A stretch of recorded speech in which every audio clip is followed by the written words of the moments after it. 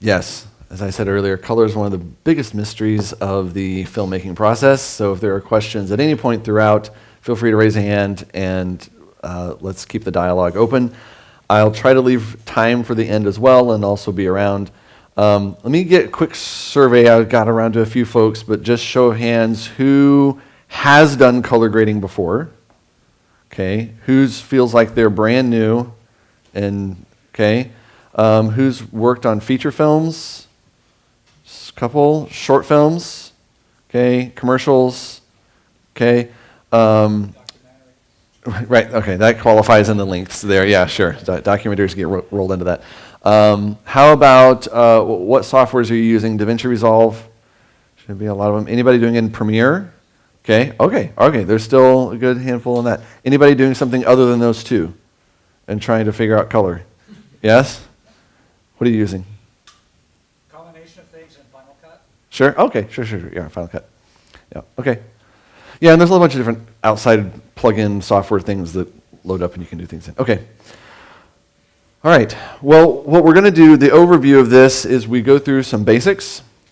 Standards, you got to set the foundation, and then we'll get into color process, and then we'll get into a couple of like additional levels of technical things that you can do to continue refining, and then I try to leave time for questions at the end, and if people want to get real nerdy or miss something, there's a whole lot to the process of things that I'm not going to cover initially. So I'm here to help, all right? Communicating with color.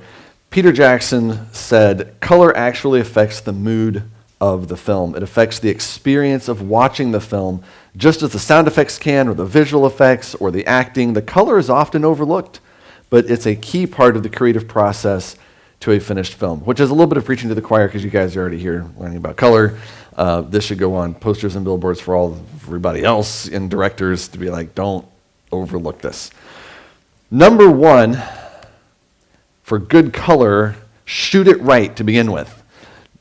Set your white balance, figure out your camera, talk to directors, DPs, because if you don't shoot it right, you make a lot more headaches for the colorist. So if you can, start on set. That's where color starts. Let's talk about color standards. My goodness, there are no standards when it comes to color. So every device sees color and portrays color differently, and it is incredibly frustrating. You can just see this by going to any big box store, and you see the lineup of all the TVs, and they are as varied as there are brands. And I guess options are okay, but it makes it extremely difficult for colorists in trying to know what is right. What works. And our eyes will even play tricks on us. And so some of the standards, there are some standards. When it comes to color grading in a space, it's best to do it not in a bright room. A darker room is better. And the surrounding context around the monitor you're looking at for your work matters. Because, for example, the two center dots are the same color, but your brain says they aren't based on just even this amount of surrounding differences says this is something different than it really is. They're the same color. So using more of a gray, kind of a neutral gray wall. So in my home office, the walls are boring. You can't do green colors. You can't do brick stuff like this. Like for color, it needs to be gray behind the primary monitor that you're viewing. These are all the ideals, okay? I have done color at this conference a couple years ago. I had a gig, and I was like in some office somewhere. Like, okay, you can do it in unideal places, right? But ideal is to have neutral colors surrounding the display. You need to have a calibrated monitor. You can do things like X-Rite, there's Color Monkey, there's a variety of them. I don't have a preference on them. But you can use these to run colors and softwares and things to make sure your monitor is showing as best as possible the correct color. So yeah, you can put them on monitors and it runs. Then to go up from that, you have larger systems, higher end monitors. This is part of my setup, so I don't have these huge panels. Those are like $30,000 still, so I don't have the $30,000 yet. Maybe someday. Okay, so I've got the medium panel or whatever they call it, which does help speed up efficiency in process. It's not necessary. It's not mandatory. You can do it with ClickWheel. I usually use Wacom tablets. I have Stream Decks. I've built out my setup for my efficiency, but I use a Flanders scientific monitor. This is one of the older models that they have some different ones now, but they are calibrated. They are the professional industry standard. They're calibrated out of the box, and you can send it back to them free for life, and they will double check it and make sure it's right. And they're based out of Atlanta. I brought mine one time when the conference was in Atlanta, this conference, and I took it over to the office. I'm like, hey guys, I'm here for the week, check on it. And they picked it up when I went home, and I couldn't tell it was any different. So I don't know. It doesn't lose the color accuracy a lot. These can be in the thousands of dollars. I'll just throw a couple of ideas. So things have progressed. iPad Pro, the large size, is decent when it comes to color accuracy if you're looking for something in a more affordable range, which is still $1,000. If you have a MacBook Pro that's on an M chip, those are even better than the iPads, but they're also more expensive. And they have color display settings. You can switch it into Rec 709, and it's pretty good actually. And I've heard of like an Asus, I think it's Asus ProArt. Whoever makes the ProArt monitor is decent. I just got one recently to test out, and I still pulled up the same image off my MacBook, and I made changes in the settings on the ProArt. So it wasn't quite what I was looking for right out of the box, but it wasn't horrible. So, all right. If you're looking for some other ones, other like just Mac laptop or desktops, any of their other monitors, almost any other brand, you're not going to be able to just trust what you're seeing right out of the gate. So think about what you're using. And the bigger the project, the bigger the distribution, these things do matter more and more. If you're just going to web and streaming, do what's right for your project. That's okay. There's a few tools. Who's familiar with Waveform Monitor? Okay. These are like the instruments of flying a plane. Flying a plane is big and scary and dangerous and very heavy responsibility, and you can't always see exactly what's going on because your brain plays tricks on you, your eyes play tricks on you. So just like color has monitors and things you can look at that will give you readouts that you can use to have confidence in the accuracy of what you're looking at. It's very, very helpful once we've talked about all the variations of things. So at the top of this is going to display white. At the bottom of this is going to display the black or dark levels of your image. For example, you can see here, so it reads from the image left to right, and it will show you that part of the image, how bright it is. The higher up it is on that side, the brighter it is, the darker it is. So you can see how the sky has this gradient from a light yellow to a bright white in the middle, so it peaks up there in the middle because that's the brightest part of the image, and it comes down, so you can see that curve is the sky. And then down here you can see these low points. These are going to be like the posts in the image, and so those left to right read darker. So it's helpful in finding faces, knowing how bright your image actually is, if it's looking consistent. You can use these a lot. I use them a lot. They're very, very helpful. One thing to do is when you're color grading is don't turn on the text or lower thirds because they can mess with it. You can see the title here, Ray Comfort, is hitting right on this it's between 80 and 100. It's like 90, but they're just like dot, dot, dot, dot, dot, because it's text, so it's consistent white across there. But things like text will throw you off a little bit. All these streaks down are the words back here that have these little gradient because it's out of focus and whatnot. Down here we've got 0 because a lot of this is a darker image, and this brighter spot here is going to be about where his face is, which is about, in this case, like 60 to 70. Again, there's no right or wrongs. It depends on what your DP wants to do, what your director wants to do, the style of the film. Putting faces up to 100 is not usually recommended unless you've shot off a nuclear bomb or something and you're trying to blow out the image on purpose. I also don't recommend probably going lower than 30 because then you can't see it very well. So somewhere between there, figure out what the style is for your project. and then use it consistently. So that's the waveform monitor. Every software has this. Final Cut, Premiere, DaVinci, obviously. You can find these tools. This is called the Vectorscope. This is a handy one that represents the color. It's better almost illustrate it through an image here. So you can see, this is called trace, the little dots will spike in the direction of the colors most saturated in your image in whichever direction reflects your project. So you can see, and the further out it goes, when I oversaturate the image, it gets bigger. And if you make it black and white, it's a pinpoint in the middle because there's no color. This can be very helpful when you're color balancing an image. You can look at this and see, it's skewing whichever way, and then it helps you find whichever way you need to push to correct the opposite. And for consistency, anyway, use these for a variety of different reasons. And then they have this skin tone level that's kind of between yellow and red, and again, it's just kind of a general marker, but it's very helpful in being able to gauge whether skin tones are correct-ish. I'll try not to caveat every single thing I say about color because, it's, anyway. So as you can see here, there's a strong orange and there's like a red, orange, yellow, and then it's also spiking down towards the cyan because that's going to be the sky. And, you go, okay, and it's right on. It's also following that skin tone line, so we're likely in a good spot there. Here's an example. This one also has the name title on it, which I apologize. You can see the red is spiking in this block. Usually, you don't want the color to go beyond the block.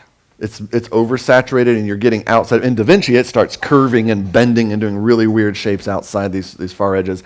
And you're like breaking the image at that point. You've got colors that are not going to display correctly, and that's bad. So then you need to go into your saturation. There's a variety of tools you can use for these kind of things to bring those colors back into the range for display. Okay, so this is pushing it. We're pushing it in this red. Well, it's this red toolbox, which kind of needs to be a strong red, to represent. So you go, okay.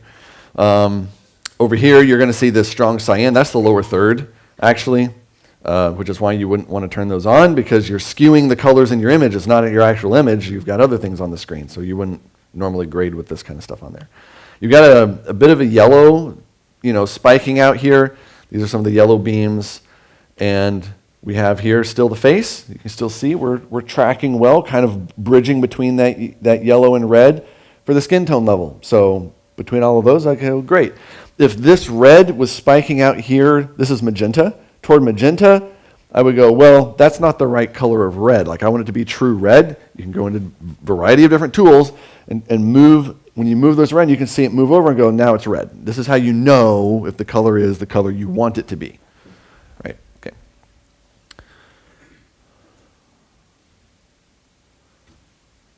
Let me put my phone on Do Not Disturb because this is bothering me.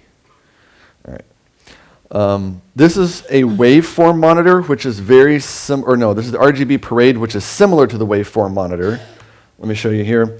So this one reads left to right, just like this one does, but it's scrunched over because it's for each individual channel. So red, green, and blue represents the same amount of range all the way from this side to this side, but they just squished it over and they did the same thing as squished it and put it here for red, green, and blue colors. This is helpful in, let's see here. You can see when you oversaturate, they're spiking up, and when it's black and white, they're all the same across.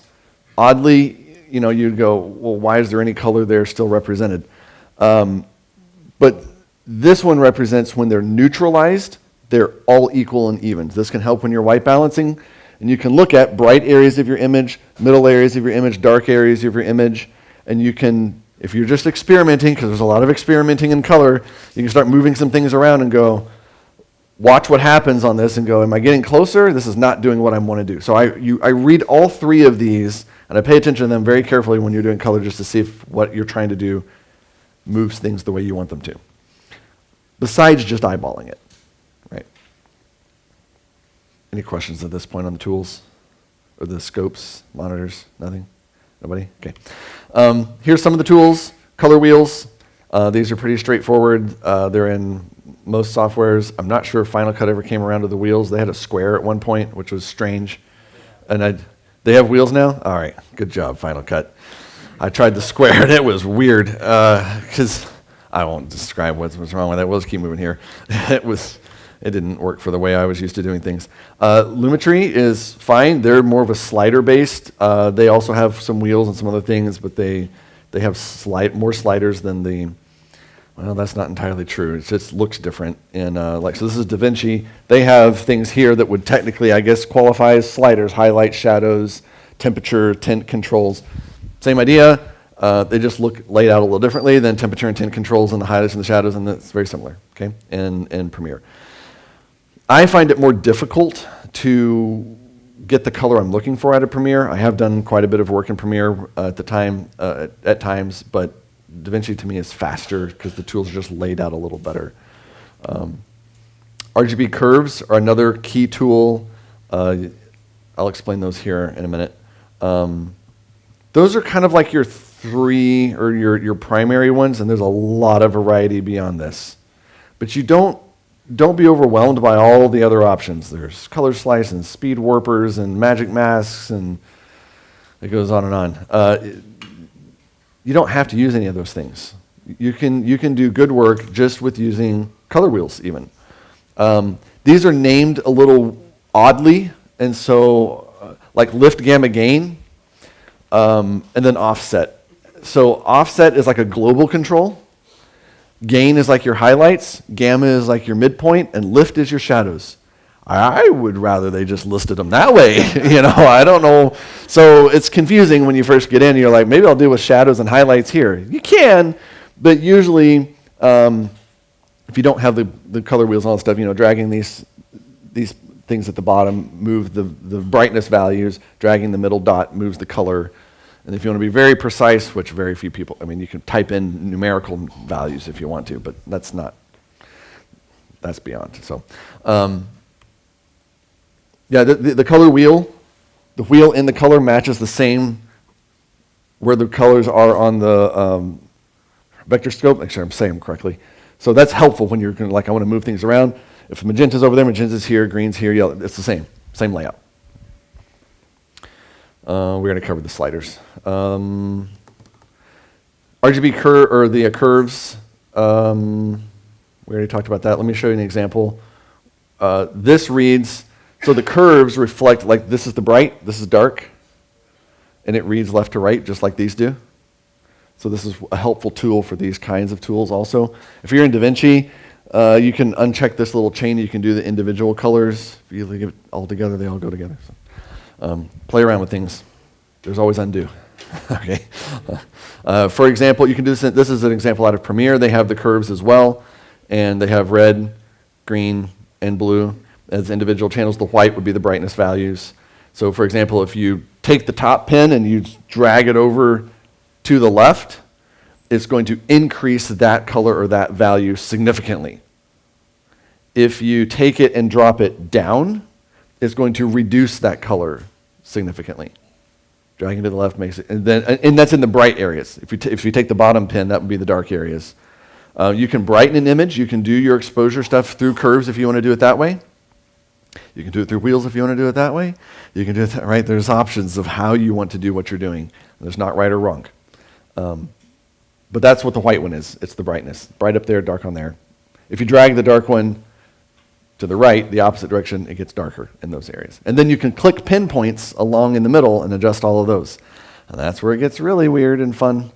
Okay, you can play around with those. Some people like them, some people don't like them. Some people like the wheels better. It's okay. All right, so let's talk a little bit about process. Color correction and grade. Ideally, technically, you're supposed to have what's called picture lock, which means they promised pinky swear, double cross, and they're not going to change the edit.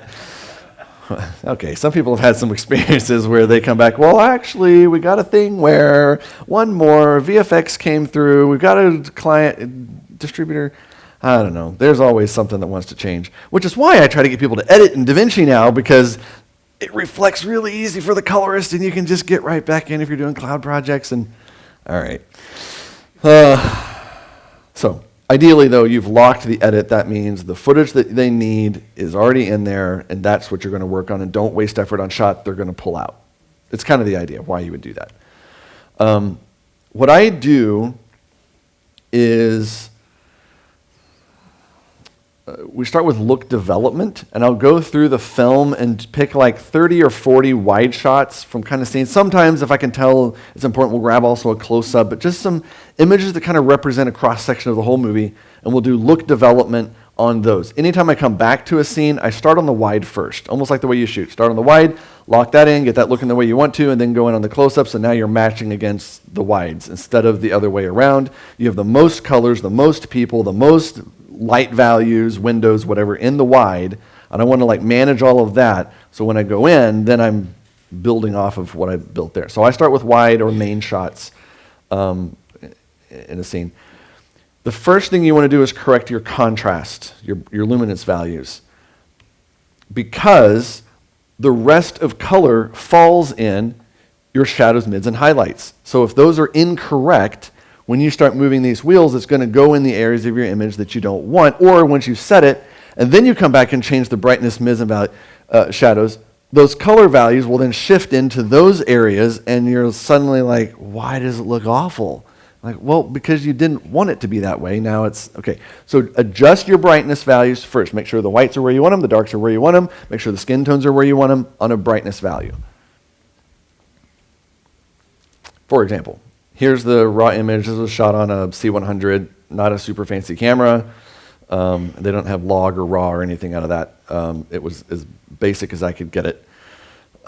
So the first is adjusting luminance black and white values, and I'm going to go off the waveform, and so you can see the bottom is lifted in this case, and I go, okay, well, I want the dark values. I've got a little bit of a sun flare coming in here, so you probably don't want to go too far with it, but I wanted to bring it down so just little areas started touching that dark line, so I know that things should be dark. And then because it's a cheaper camera, the white at the top is flat, it's gone. You're not going to get any more brightness value out of that sky. If you're shooting with red or log or some other things, sometimes there's still stuff up in there that when you bring that down, you find more information that comes into the shot. But in this case, you don't want to, when it's flatlined, you don't want to bring it down too far because it starts getting gray and kind of muddy and nasty looking. And so I bring it back down just a little off the top there, just to bring back anything around those trees that I can get. To help. Okay, so I start with contrast, then you correct your color. And I usually do this on like the look development for the movie. I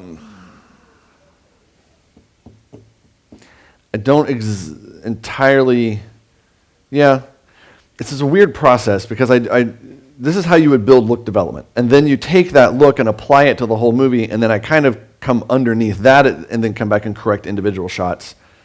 Or you could turn, we'll get there. All right. So after you've done your contrast, then you correct the color. You don't start making what you think you want it to be. Try to correct it first. So for example, these guys, fortunately, have some what are supposed to be neutral colored shirts. That really helps if you have grays or white or something that's supposed to be white or black. That really helps in finding over here those areas that if you were to line them up, might help neutralize and bring balance to the color in your image. So for example, you can see here, we have these red and green and blue. Well, sorry, I jumped it across. Red, green, and blue are not lined up, but it's kind of this dark area on this side of the image. I said, well, great, let's try moving the wheels or whatever tool you want to use to balance that. And once those line up, and these areas now, I've got an arrow so I don't have to run over there. These areas are now on the same level. The shirt is also more of a neutral color. Again, this is why these are helpful tools. And maybe you want it to be this way. Maybe, at this point, you go, this is corrected. Now we can do looks or grades. Color correction and color grading on a technicality are two different things. And it's funny, they're also interchangeable. And nerdy people get all over you when you're like, it's not actually color grading, it's color correcting. And you're like, well, sure, I guess we'll do it that way. I don't know. But correcting is, balancing the image. Grading is doing the look development. So next we grade the scene. So even though I have, let's see here, these going across balanced, here's more of my look, which kind of goes back to the way it was, honestly, but it's not. So here's an example of the original. Here was the luminance balance, here was corrected, and here was this look. Now, forgive the TV, just pretend this all looks like a decent monitor, okay, and everything. All right, so if this looks awful, don't blame me. It looks better on this MacBook. Okay. But these two are different. Even though technically, like mentally, when I go through the process, I go, well, why bother with that? Because it looked kind of like what it was. It's not. You've balanced it and then put on top of that what you want it to be. And it helps fix a lot of like problems and issues with muddiness and messed up color in your image. Here's a better example of, that's before and after. That's not the other two. But so that's the process that you should go through when doing color. Now, again, when I'm doing a movie, usually I do this on those like kind of 40, 50 image, whatever those are. And then once I've developed how this looks, I kind of start applying that across the movie and then underneath that going back and doing the contrast and luminance and other things, because I've already established that when those are correct, it should look this way. But you take this process to build it. Yes? So basically what you just said, like, there's going to be different shots, there's going to be different contrasts, so that's all you have to mess with to get it kind of like this. Contrast and balancing. You may have to balance those because they'll be every setup, you got to, as much as they try. Even in an interview, same camera, same model, I don't know, you got to go balance them again, and make them, yes? Can you explain, maybe what you did in the final bit there to grade it? Can I explain what I did in this one for the final? Yeah, this one is rather simple, and I just warmed it up, I think. This has happened, this is also a few years ago. I don't remember exactly what I did on this one. I think I just warmed it up. Because I shot this in Haiti, and so it's almost like Mexico, one of these kind of things where like Mexico's green and yellow, or whatever.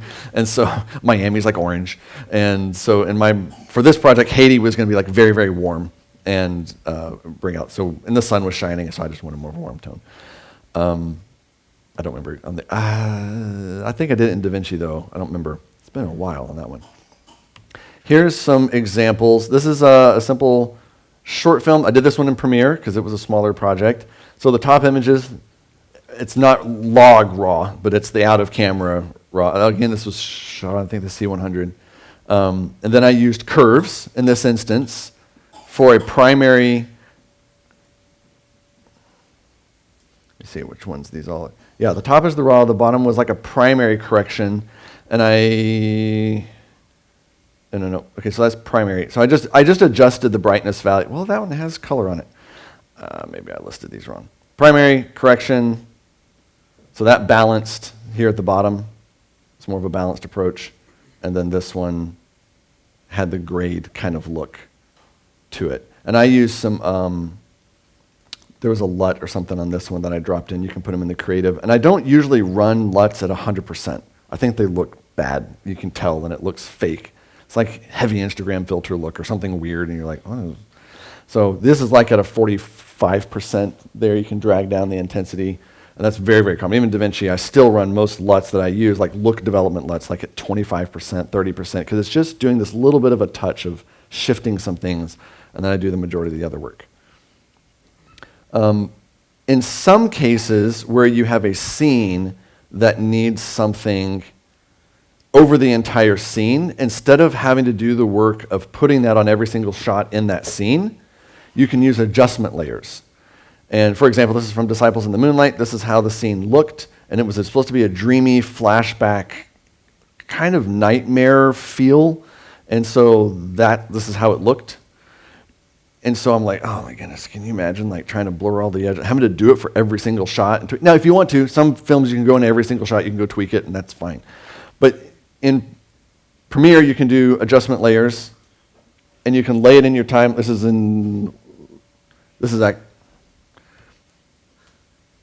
I was supposed to have had, I went and pulled up how to do the adjustment layer in DaVinci and put it in there, and I guess I turned off the wrong one. Oh well, they're in there. You can go to the effects, adjustment layers are in both of them, and you lay them on top of your footage just like this in both of them. It's the same thing, and you can drag it over the whole thing, and it's great. Now it lives on top. Now it's weird in DaVinci, because now when you go to grade, that adjustment clip does show up, and it messes with your ability to go from the edit page to the color page, and it always tries to grade the adjustment layer first. So I don't love it, because especially if it's long like this, all of a sudden you're down on this clip over here, and you in the edit, and you're like, oh, I want this clip, and you click to the color page, and it jumps you all the way back here, and you got to go find which clip you were on. Anyway, so this is why I do it in the look development kind of thing. I may even turn them off for a while, and I go and grade and do other stuff, and I come and turn them back on, because it's. I wish there was a setting to like tell it to not show up or something, but then still be able to see it. Anyway, I don't know. It's kind of strange. So this is a way to do something at a larger scale besides individual clips. You can also go to, up here in the corner, you can do timeline level nodes. And this is going to be for everything in your timeline, which is where I do a lot of look development for the movie. Except in a recent case where they had 4 or 5 key different looks that were not going to be the same for the entire movie, but they were key throughout multiple scenes throughout the movie. Then I went in and I used groups and then DaVinci. And so you can right-click a clip or any number of clips, and you can come up in here and you can make any number of groups, and you can organize this way. And that gives you also additional places to put nodes and put color, and that will only apply just to the clips that are a part of that group. So again, tools, options. There's one that I did that was a multi-camera stage production that they filmed, well, with the cameras, and put into theaters. And that one, I think I got up to 55 groups or something. Part of that was just out of necessity. At the end of a project, you're suddenly just like, anyway, it wasn't the most clean way of doing it at that point, but it was the fastest way and efficient way. But you can use them for organizing. Okay, I'm just gonna, there's all kinds of ways. Okay, let's talk a little bit about why looks. Let's take some visual examples. This is from Fireproof. I found these from way back. Early trailers didn't have color, or they had basic color, and then the later trailers did, and I was like, I know what I'm going to do. And so I went and took the screenshots because I wanted to see the difference. I wanted to see what the guy did. Now, the reason I start the session with shoot it right on set is because even though this has some strong saturation and color contrasting colors, yellow and blue, you can see it already in the original. They've already got warm light coming here and blue light coming here. So trying to do that without this on set is really, really hard. Not impossible, but it's hard. So this matters. But let's talk about, even from a DP standpoint, because DPs handle color as well. Color is both of our language. And you're supposed to be supporting a DP's vision. Okay? Why? How many of you have seen Fireproof? You're at the Kendrick's conference in church. Everybody ever seen Fireproof? No. Let's just, and I don't have any answers to this. This is all just guesswork, okay? But let's talk about why they may have lit it with these two colors the way they did. What do you think? Any ideas? Yes? To show how he was trying to be warm and nice to his wife, and how she had to hold him. Okay, possibly to show the character's feelings. He has a warm feel, and hers may be cold. Great. Anything else? Contrast between dark and light, okay? Anything else? I think sometimes it could be as simple as this was a window and moonlight came in, and that was the kitchen and the warm light came in. Okay, so I don't know. I do think there is something to be said story-wise to say, since he's standing here in this shot, and later in the scene she walked in, there's the empty chair, this is colder, this is warmer. So he happens to be standing, but I also think it's justifiable from the house. All of these things can be used, and how you use it for story. I think there's a lot of those could be right. This one was before and after. This one's not as highly speculative. They just put some glow in there and warmed her up and made her look great because it's roses and romantic, and obviously this is what we're going for from here, to here. This one I also found from one of the National Treasure movies. Early trailer didn't have color. This is not a thing that happens anymore. You know, they all have color out of the gate of some sort. But this is how the first trailer looked. Found similar shots in later trailers. These were like historical bits. They obviously pushed them a lot harder. This was just interesting to see because I'm like, this could work, but they wanted a feel to it, and so they went more this historical, almost sepia tone kind of thing. I'm not saying it's right or wrong. I'm just saying it is. This one, I almost like this one better. Actually, I feel like this feels overdone, but trailers are often overdone. More, even Marvel movies, they're more overdone in trailers than they actually are, and they come in what you watch in the theater. So it could have been that. I didn't go take it from the movie. I guess I could do that and go see what actually showed up on the release.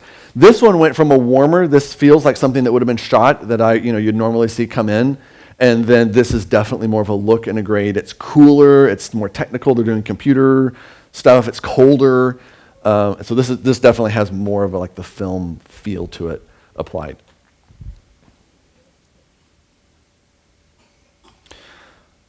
Okay, once you've graded a scene, then you gotta go match the movie. So you've done your look development stuff, you've got things set up. Matching the movie is where most of the color work resides, because making one shot look good isn't what's hard. As hard as that can be, it's not what's hard. It's making it match. So let's talk a little bit about matching shots. So this is from Washington's Armor. The thing I look at, let's see, I focus on skin tone first because it's faces, it's characters, it's people. That's what people are supposed to be looking at. And you can see this, and again, same, I don't know, I'm not, they had red cameras they shot on. I don't know if these were different takes, I don't remember.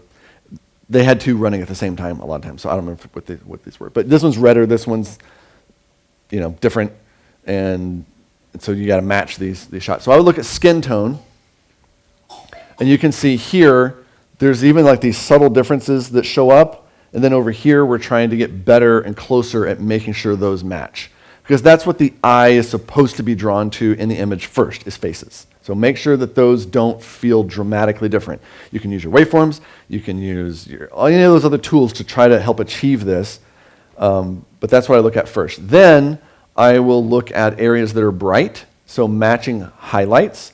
So this guy's jacket is prominent in this scene and also one of the brighter areas, and this has some color discrepancy. This is a little bit flatter and grayer, so now we're trying to match them closer.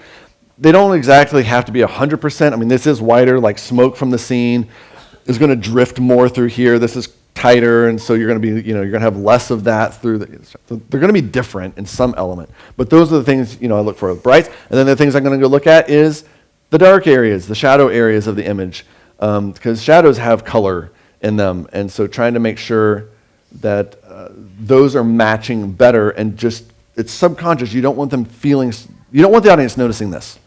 So look at these areas, faces, bright areas, dark areas, and make sure those are consistent as you're trying to match.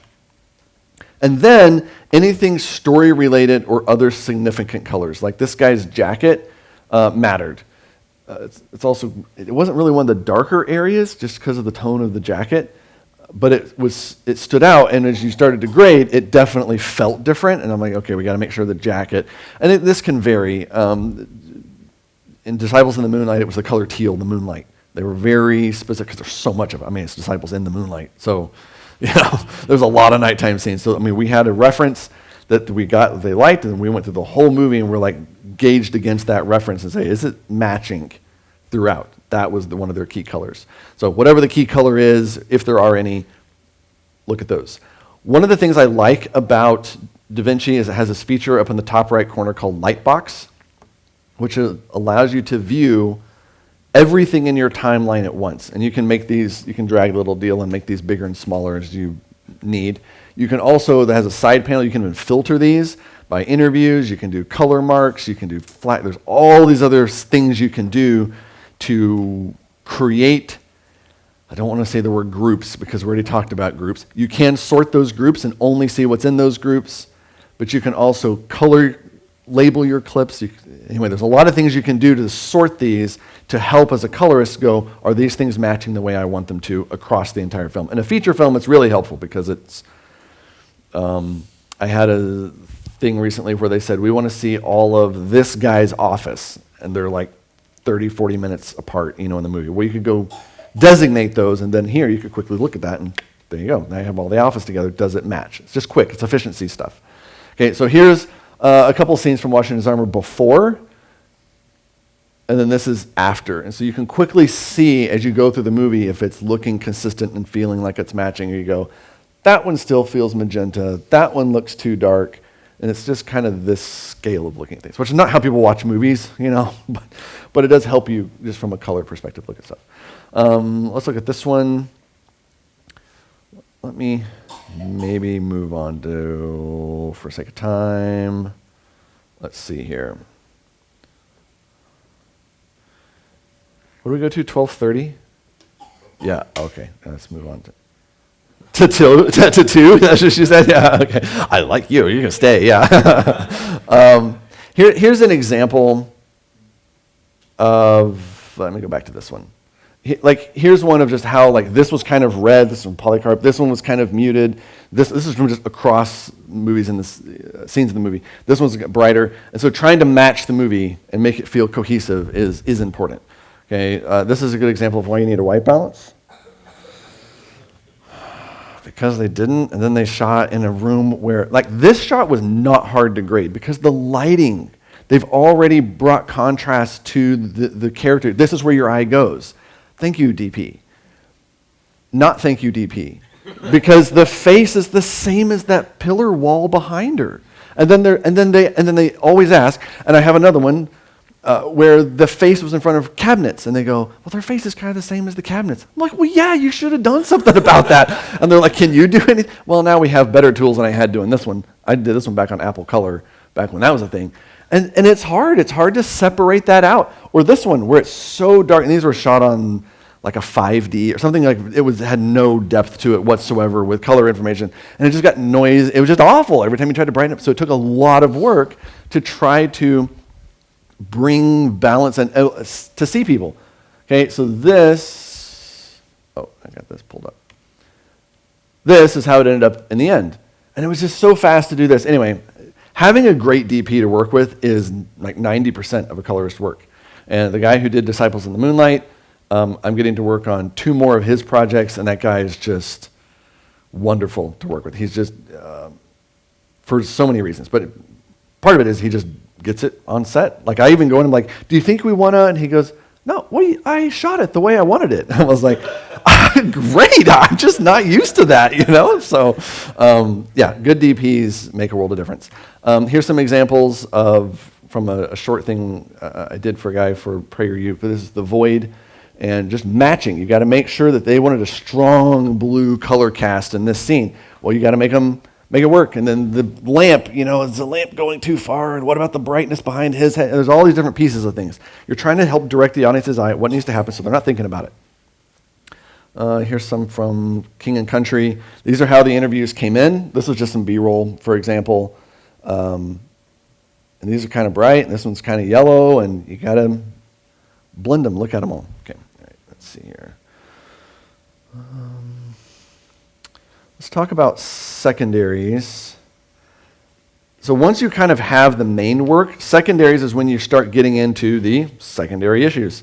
This would be adding more nodes. This is an oversimplified image. All right, anybody who knows dimensions, don't throw stuff at me. You could have all numbers of these, but I'm just saying it's the next thing. And oftentimes you're using selection tools. Again, these are not necessary things. We're going to step into a little bit more of the color with this conversation. So you're going to use qualifiers. You can use your power windows. There's other things you can use they keep adding new tools to help you select things that you want to target and change. You can do this in Premiere. I saw a decent show of hands. So you would take your Lumetri color. The trick I call this out because with Lumetri, if you do the qualifier on a Lumetri, it will then only apply the things you have done to that area. And all of a sudden your look for the movie is just on this little piece of whatever the image is you picked. And you're like, this is weird. Well, you can duplicate or copy and paste the Lumetri, so you have 2 instances, and then you reset it. Don't forget, I've done this. You don't reset it so it goes blank again, and then you can go in and make your selection and make your changes. This is possible. It's not as easy, and it's a little clunkier than DaVinci, but you can. So, and this is what it looks like. You can pick your colors you're looking for. Your S is for saturation levels that you want to allow. Here, let me show you an example, okay? So here we're doing this in Premiere. I did not grade this movie in Premiere, but for this example, I went in, and you can pick. I use the eyedropper. I pick his face because, and you can do this little highlight thing, which makes it look all scary and weird, but it's showing you what you have selected. This is the color range you're allowing in your selection. This is the saturation levels you allow, and these are the luminance values that you allow. And so you go through and you drag these, and you mess with them, and you tweak them, and you refine them, and you move them around until it has just the selection you want, and then make sure to blur the edges so it's not all gritty and granular, and you turn it off. And now whatever you correct up in your curves or wheels or any sliders will apply just to that selection, which was his face. Because they wanted a cold winter scene, but his face went too desaturated and blue, and so we went in and did a secondary on just the skin tone, which is very common because skin tones is what everybody's looking at, and we warmed it back up, or we did whatever adjustments or brightness or darkness, whatever we want to do, just to the skin. Okay, so skin is often a common secondary. Here was another example where this is how, beautiful shot. This was story. These blues were story colors, but this was a princess in the barn with a horse, and they wanted to be very warm and happy, but then we lost a lot of these blues on these banners, her dress, and the shield, and so we did secondaries. I don't have the in-between. I did this one years ago. But we pulled those out because the blues needed to be the blue for the story. That was her character color. Here's another example of secondaries that was in DaVinci. This is the original image. We did our primary correction, and then they didn't have time on set to go change out all those fluorescents. And fluorescents are nasty green. And they were like, it looks awful. And I'm like, I know. You should have had your grip department change out all the fluorescents. But you don't say that to the people all the time. You say that to everybody else after the call, you go, okay.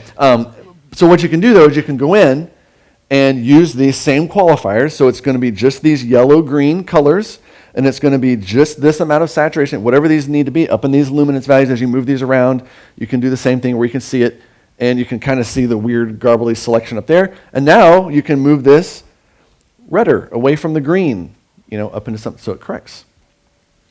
Oh, yeah, here I had it right there. Okay, so here's a big screen. So here's the original. This is like a correction, work, and you go, and so then we corrected out the green, and it made it a little more neutral, and now you don't notice anything. Now you're back to watching people and story. That's great. This one was one I shot, and I made mistakes where I also forgot to change the color balance because the sun went down and on and on and on. And so and it's a white wedding dress. My goodness, you better get that right. You can't have things all. So it took a lot of work, and I made my own. Again, this is why I start with white balance, because it's a lot of work to get that to balance all out. But fortunately, having something so prominently white in the image did help know if you were, matching that and balancing. And then here's some examples from Disciples, kind of a cross-section of, throughout the movie. Lots of blues, and then these kind of warm scenes throughout. Let me see if, let me see if this works here. Give me 1 second. I need to make sure this, I'll play my recent color reel, but I'll make sure the sound, okay, is correct. All right, this is just like a minute.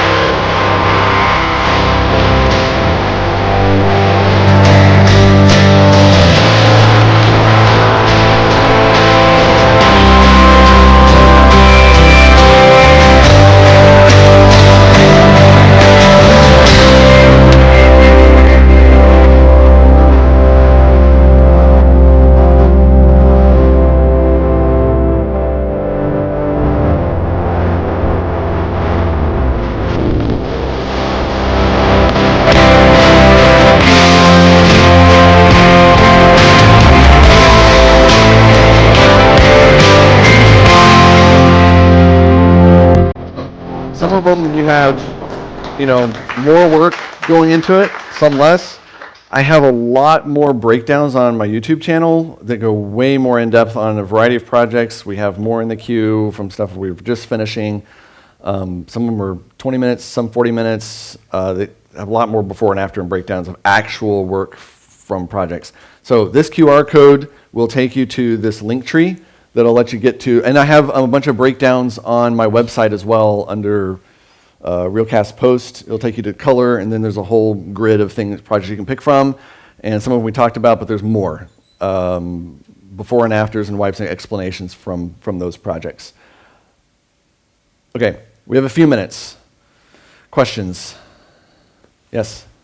How do you, like, after you've done a lot of that work, how do you develop your own kind of color? Like, say you were to want to, because, like, you know how some people can have stuff stylistically for a series the whole time. I know directors come up with that lookbook and stuff like that, but, like, say from a color scene, also shoot their own stuff like myself. I would want to create, like, a color that I can keep for, like, the mood of my whole series. Yeah. How would you go about, like, Yeah, it's a good question. How would you go about developing a look for your series? You can go to pulling images from other movies. So there's websites like ShotDeck are great resources to go through, and you can sort by color, time of day, era, all these things, and finding things that you feel like look that way. And if you're shooting your own stuff, it also gives you a great resource then to look at and deconstruct and say, how did they shoot that to try to get that look to give you the best chance at getting that in your color in your final image, as opposed to something like Disciples in the Moonlight that was shot in a room with this many lights on, and then trying to get that look is just ridiculous. So pulling from other movies, yeah, or commercials or whatever it is you're doing. When I've done things, I try to find 2 or 3 at minimum examples. Most of the stuff like Disciples and the other films he brings, his DP they've got whole lookbooks that they've developed just for shooting the movie. And then they send those to me, and I'm like, great, let's talk through them. What do you like? What do you not like? What do you think you got right? What do you think needs to work? Yeah. Does that help? Yes. Okay, great. Yeah. So if you're, when you're talking about secondaries, Mhm. is that kind of the primary times that you would use, like let's say you're doing Premiere, Mhm. is that the primary times that you would use like a new Lumetri, like Yes. effect almost? Yep. And then I guess in DaVinci that would be a New new nodes, yes. Yeah. Is there other scenarios that you use, like a new node or a new Lumetri? Well, new nodes is endless. I mean, yeah, there's a whole, every single thing you do would have a new node in DaVinci. Like every power window, not every, well, yeah. Yeah, you use nodes like everything you want to start changing and doing different. Yeah. There's some that are standardized and they have node trees, that they use the same. But yeah, in Premiere, you'd want new instances of Lumetri. It's the same concept in that sense. Even if you're going to do like masking and like vignetting the edges or power, you're going to need a new one, I think. I don't know that they've included that inside. You'd have to try that. I don't know. Yeah. Yeah. One in the back. Yeah, so I know that there's like infinite amount, it seems like infinite amount of like looks that you can give it. Mm-hmm. How do you like find, like I'm a perfectionist, so it's really hard for me to find yes, this is what I want. Like how do you find closure Yeah. for the look that you want? I'm going to use, Can you repeat the question? yes, how do you find closure and how do you know when something's right and when it should be done? I sat in on Tyler Smith's session yesterday, who's a composer. Somebody asked him the same question. I'm going to steal his answer.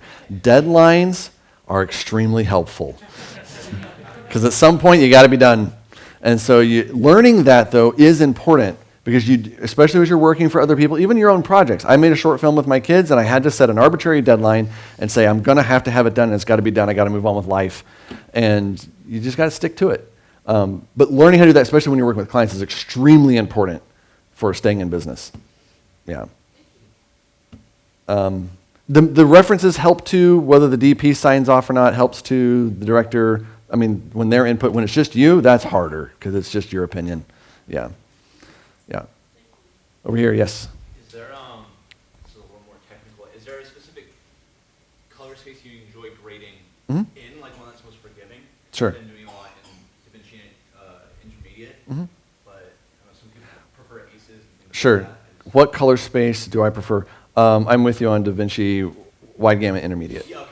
Yeah, I think I tried Aces once. I didn't really get it. Yeah, and I've heard enough issues with it. I'm like, it's acceptable to use DWG, so why not? Yeah. 3 minutes? Yes, here. This has been amazing. You're cooking gourmet meals, and I'm at home trying to figure out mac and cheese and Sure. Sure. So, do you have more beginner courses on your content? Where would you recommend somebody who knows a lot of what you just talked about, but still just getting the primary things done is hard? Mm-hmm. Where is a good starting place other than just try and fail? Is that- Where to start for more beginner level classes? YouTube is probably, and then, yeah, a lot of practice. Send it to people. Send it to me. I'll give you notes. No, I'm serious. Like, if you'll send me stuff and say, here's what I did, here's what I don't think this, or I wanted that, or I don't know if, do you have any tips? I'll look at it. I'll send it back to you. Yeah. Nobody sends me anything. Like, I'm serious. Like, you guys, I offer this every year, and people are like, I'm sure he's busy. I don't know if I'm offering it to you. I've got an email right there.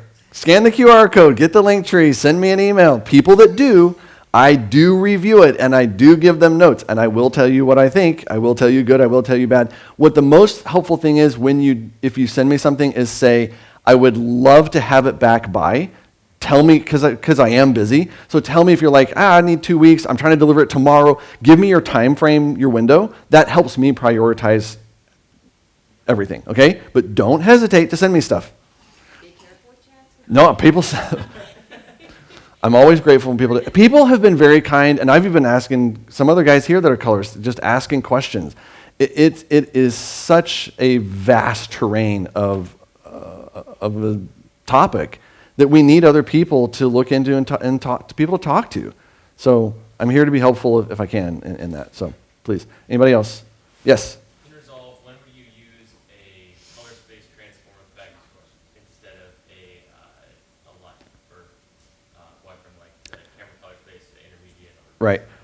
When will I use the color space transforms instead of LUTs? As much as possible. Okay. So I like to work color managed as much as I can and let the software handle it. There are still cameras like Sony it doesn't really seem to understand and figure out. And I have to, so in that case, I go through and select things, and you can right-click and do input, color space, or whatever that one is. You can input, it's the word. I always look for input. I just know that's the right thing, and it drops out and it gives you all these things. You can tell it what it is or supposed to be. The trick I've learned more recently is you can do that even back on the Media Manage page. And so you can take folders if your hard drive that comes into you from the client is organized well. You can drop that into DaVinci, and then you can go, oh, they're labeled, and you go, all of this footage is Sony, whatever. All of this footage is going to be Panasonic. And then all of this footage is the iPhone. I just did one, and they had it in there. And this one's the Nikon. Yeah, they shot with a Nikon all right. And it's an interview, so they have to match because it's the close angle and the wide. And I'm like, what are you doing? Use cameras that match, use models, because even still you're having to match them. But the more you can use the same equipment, yeah, it helps. Has come up a couple times, so you might need to say what that is. A LUT? I definitely know what it is. Yeah, a LUT it stands for lookup table, and it's a back-end color science algorithm that gets all smashed together into one simple file that you can drop onto your thing, and it makes it do things. It changes colors, it changes brightness values, because they've gone in. So I've actually got into creating, I don't sell LUTs, okay, but I've had to create them. I did a show LUT for someone that came to me for color before they shot the movie. And they were like, hey, we have some test footage. That was Alexa 35, and they were trying to match it with a red, which is tough.